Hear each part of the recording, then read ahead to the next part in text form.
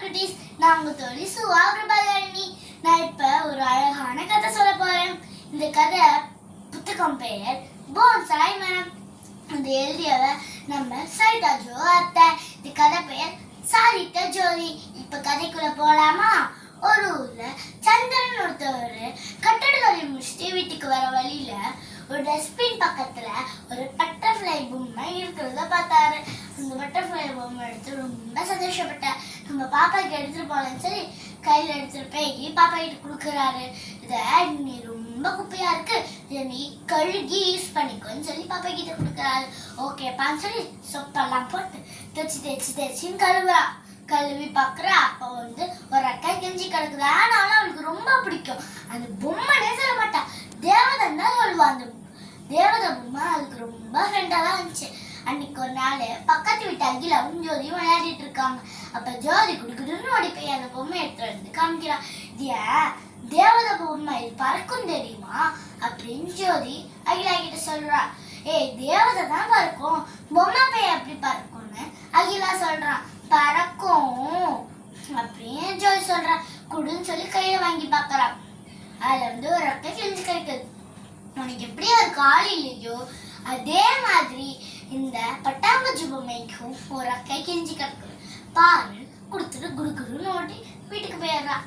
அப்புறமா ரொம்ப சுகமாயிடுறா. அவள் காலையை நீவி பாக்குறா.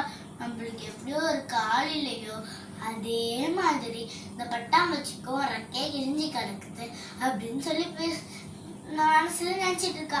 அப்ப தேவதை பொம்மை சொல்லுது, உன்னால ஏன் ஓட முடியாது அப்படின்னு தேவதை பொம்மை சொல்லு. தேவதை பேசுதா அப்படின்னு சொல்லி திரும்ப பாக்குறா.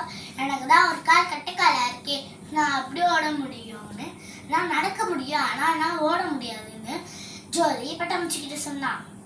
அப்ப பக்கத்துல ஒரு பேப்பர் கிடக்குது. அதை எடுத்து பாக்குறா. ஒரு காலை எழுந்த பெண் இந்தியாவில் முதல் முறையாக எவரெஸ்ட் சிகரம் ஏறி சாதனை. எவ்வளவு பெரிய சாதனை பண்ணிருக்காங்க. அவங்க யாருன்னு பட்டாம்பூச்சி ஜோதி கிட்ட கேக்குறான். அவங்க பேரு அருணிஹா சின்ஹா. உனக்கு எப்படி ஒரு கிழிஞ்சு கிடக்குது அப்படின்னு ஜோதி பட்டாம்பூச்சி கிட்ட கேக்குறா. என்னை வாங்கிட்டு போனவங்க ஒன்ன மாதிரி எப்போதும் கையிலேயே வச்சுட்டு இருப்பான். அன்னைக்கு ஒரு நாள் அப்பா திட்டாங்கன்னு சொல்லி கிழிச்சி தூக்கி போட்டான். அவங்க அம்மா எடுத்துட்டு குப்பத்துல போட்டாங்க. பட்டாம்பூச்சி கேக்குது, உனக்கு எப்படி ஒரு கால் கொட்ட காலா இருக்கு அப்படின்னு சொல்லி பட்டாம்பூச்சி ஜோதி கிட்ட கேட்கறா. எனக்கு பாட்டி கதை சொன்னா எனக்கு ரொம்ப ரொம்ப பிடிக்கும். அன்னைக்கு ஒரு நாள் கதை சொல்லும் போது ஒரு 7 கடல் தாண்டி 7 மலை தாண்டி அப்ப ஒரு கூட்டுல ஒரு கிளி வயிற்றுக்குள்ள முட்டை இருக்குதுன்னு சொல்ல டம்முன்னு அடிச்சிச்சு. ஏன் டம்முன்னு அடிச்சதுன்னு பட்டாம்பூச்சி ஜோதி கிட்ட கேட்கிறான். அது ஜாதி கலவரமா. ஜாதி கலவரம் என்ன அப்படின்னு சொல்லி பட்டாம்பூச்சி ஜோதிக்கிட்ட கேக்குது. ஜாதி கலவரம்னா பாட்டி சொல்லியிருக்காங்க. இந்த தலையிலேருந்து பிறந்தாங்க, தோலேருந்து பிறந்தாங்க, ஒருத்தவங்க தொடையிலேருந்து பிறந்தாங்க, ஒருத்தவங்க காலிலேருந்து பிறந்தாங்க. தொடையிலேருந்து பிறந்தவங்க தான் மேல் ஜாதியா, காலிலேருந்து பிறந்தவங்க தான் கீழ் ஜாதியா. அவங்க 2 பேரும் தனித்தனியா தான் இருப்பாங்களா. கீழ் ஜாதி மேல் ஜாதி கிட்ட போனாலே தீட்டா என்ன அப்படின்னு சொல்லி பட்டாம்பூச்சி ஜோதிக்கிட்ட கேட்கிறான். தீட்டுனா தொட்டா கிட்ட போனாலே குளிச்சுக்கணுமா. மேல் ஜாதி கீழ் ஜாதி கிட்ட இருந்தாலும் தீட்டான் அப்படின்னு சொன்னான். குண்டு போட்டவங்களுக்கு எப்படி தெரியும் கால் உடஞ்சதுன்னு சொல்லி குடுகுடுன்னு அழுவ ஆரம்பிச்சிட்டாலாம். அடுத்த நாள் அவங்க ஸ்கூல்ல ஆனுவல் டே நடக்குது. அப்ப ஜோதி ஓட்ட போட்டியில கலந்துக்கிறா. அப்ப கையில ஒரு பட்டாம்பூச்சி எடுத்துக்கிட்டு இருக்கா. 3, 2, 1 கெட் செட் கோ விசில் அடிக்கிறாங்க. ஜோதி ஓடிட்டே இருக்கா.